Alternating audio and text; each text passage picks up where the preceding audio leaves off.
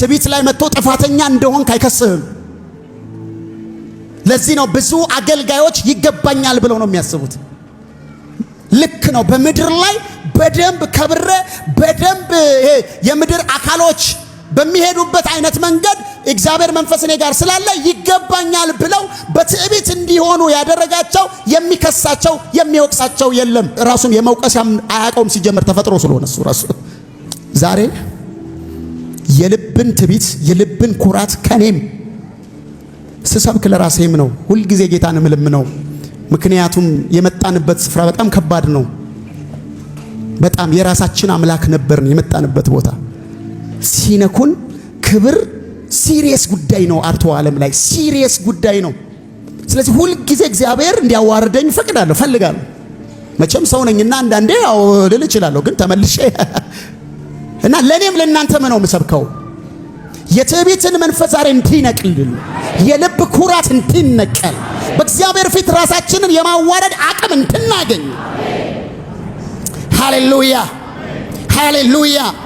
ታስታውሳላችሁ አይደል? ጴጥሮስ ሲናገር የተለመደ ጥቅስ አለ አይደል? አንደኛ ጴጥሮስ ምዕራፍ 5 ቁጥር 5 ላይ እግዚአብሔር ይላል ትዕቢተኞችን ይቃወማል፣ ለትሑታን ግን ጸጋን ይሰጣል።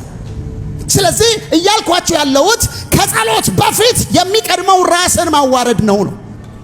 ብዙ ይጮካል፣ ብዙ ይጸለያል፣ ግን በትዕቢት ተሆኖ የሚጸለይ ጸሎት በእግዚአብሔር ፊት ቦታ የለውም። ራሱ እግዚአብሔር እየተቃወመው ነው። ሰምታችሁኛል?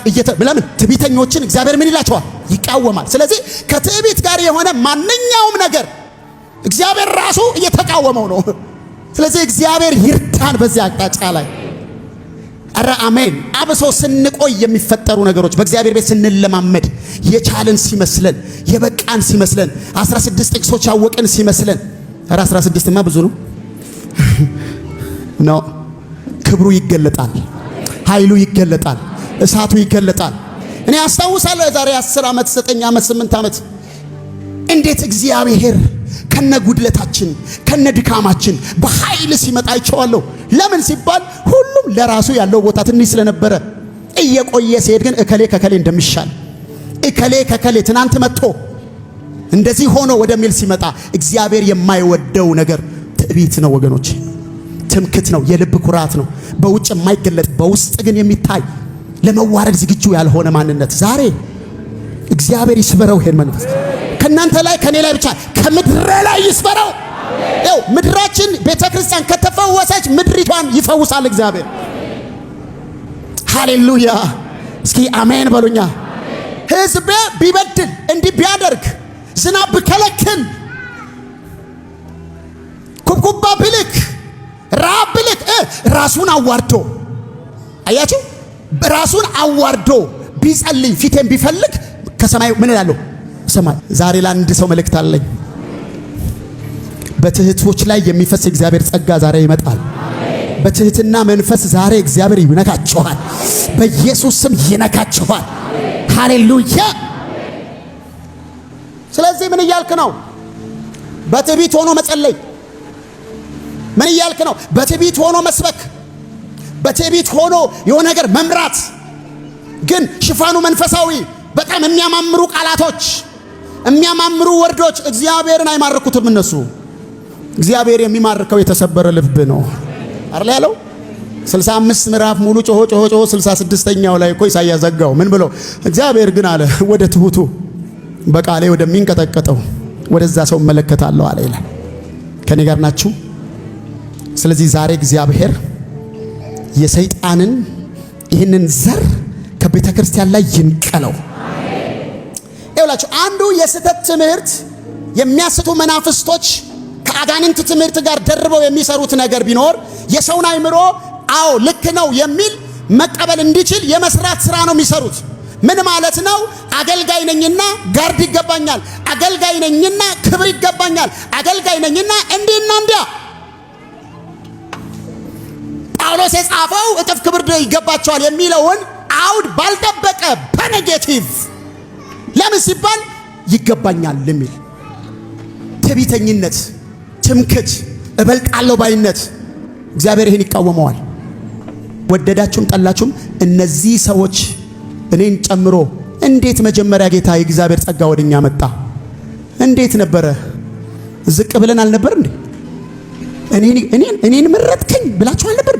እኔን አሰብከኝ፣ እኔን አዳንከኝ፣ ጭራሽ ለቤትህ እንዲና እንዲያ ብለን ጸጋ በኔ ላይ አስቀመጥክ፣ ዋይ ጉድ ብለን የነበርነው ትሁት ሰዎች በጊዜ ሂደት ከኋላ መጥቶ ነው እንዴ እሱ እንትን የሚለው ወደሚል መጣ።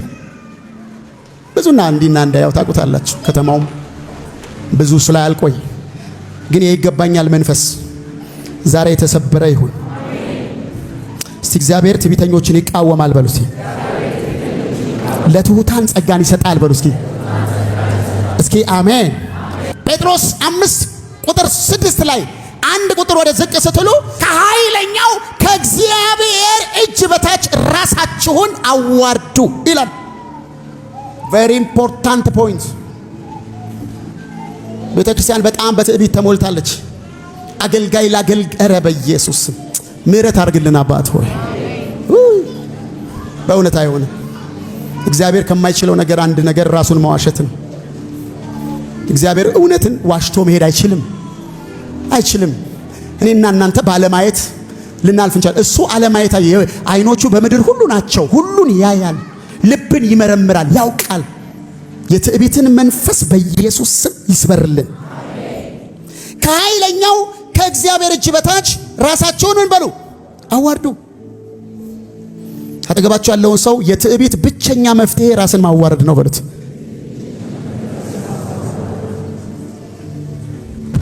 አሜን። እዛም ትዕቢተኛ ሆነን እዚህም ትዕቢተኛ ሆነን እንችላለን? አንችልም።